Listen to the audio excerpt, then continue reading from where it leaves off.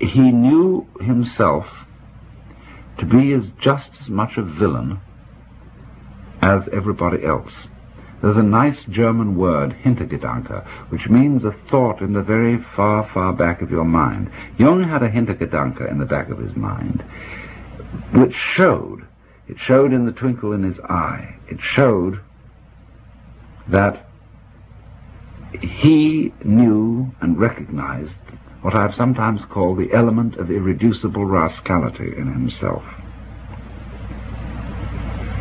And he knew it so strongly and so clearly, and in a way so lovingly, that he would not condemn the same thing in others, and therefore would not be led into those thoughts, feelings, and acts of violence towards others,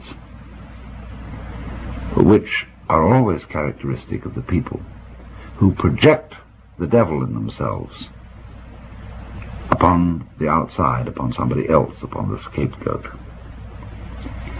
Now this made Jung a very integrated character. In other words, here I have to present a little bit of a complex idea. He was a man who was thoroughly with himself,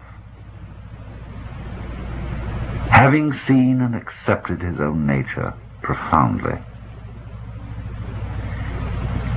He had a kind of unity and absence of conflict in his own nature, which had to it this additional complication that I find so fascinating. He was the sort of man who could feel anxious and afraid and guilty without being ashamed of feeling this way.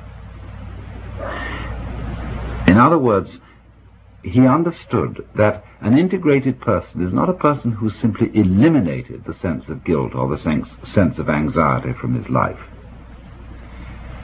who is fearless and wooden and kind of sage of stone. He's a person who feels all these things, but has no recrimination against himself for feeling them. And this is, to my mind, a profound kind of humor. You know, in humor there's always a certain element of malice. There was a talk given on the Pacifica stations just a little while ago, which was an interview with Al Capp. And Al Capp made the point that he felt that all humor was fundamentally malicious. Now there's a very high kind of humor, which is humor at oneself, malice towards oneself, the recognition of the fact that behind the social role that you assume, behind all your pretensions to being either a good citizen or a fine scholar or a great scientist or a leading politician or physician or whatever you happen to be, that behind this facade there is a certain element of the unreconstructed bum, not as something to be condemned and wailed over, but as something to be recognized as contributive to one's greatness and to one's positive aspects, in the same way that manure is contributive to the perfume of the rose. Jung saw this, and Jung accepted this. And I want to read a passage from one of his lectures, which I think is one of the greatest things he ever wrote, and which has been a very marvelous thing for me. It was in a lecture delivered to a group of clergy in Switzerland a considerable number of years ago, and he writes as follows: "People forget that even doctors have moral scruples, and that certain patients' confessions are hard even for a doctor to swallow. Yet the patient does not feel himself accepted, unless the very worst in him is accepted too. No one can bring this about by mere words. It comes only through reflection, and through the doctor's attitude towards himself and his own dark side. If the doctor wants to guide another, or even accompany him a step of the way, he must feel with that person's psyche. He never feels it when he passes judgment.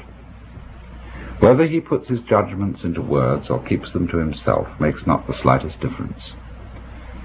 To take the opposite position and to agree with the patient offhand is also of no use, but estranges him as much as condemnation. Feeling comes only through unprejudiced objectivity. This sounds almost like a scientific precept, and it could be confused with a purely intellectual, abstract attitude of mind. But what I mean is something quite different. It is a human quality, a kind of deep respect for the facts, for the man who suffers from them, and for the riddle of such a man's life. The truly religious person has this attitude. He knows that God has brought all sorts of strange and inconceivable things to pass, and seeks in the most curious ways to enter a man's heart. He therefore senses in everything the unseen presence of the divine will. This is what I mean by unprejudiced objectivity. It is a moral achievement on the part of the doctor, who ought not to let himself be repelled by sickness and corruption. We cannot change anything unless we accept it. Condemnation does not liberate, it oppresses. I am the oppressor of the person I condemn, not his friend and fellow sufferer.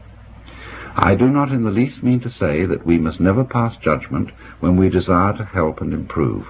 But if the doctor wishes to help a human being, he must be able to accept him as he is. And he can do this in reality only when he has already seen and accepted himself as he is. Perhaps this sounds very simple, but simple things are always the most difficult. In actual life, it requires the greatest art to be simple, and so acceptance of oneself is the essence of the moral problem and the acid test of one's whole outlook on life. That I feed the beggar, that I forgive an insult, that I love my enemy in the name of Christ, all these are undoubtedly great virtues. What I do unto the least of my brethren, that I do unto Christ. But what if I should discover that the least amongst them all, the poorest of all beggars, the most impudent of all offenders, yea, the very fiend himself, that these are within me, and that I myself stand in need of the alms of my own kindness, that I myself am the enemy who must be loved, what then? Then, as a rule, the whole truth of Christianity is reversed. There is then no more talk of love and long-suffering. We say to the brother within us, Raka, and condemn and rage against ourselves.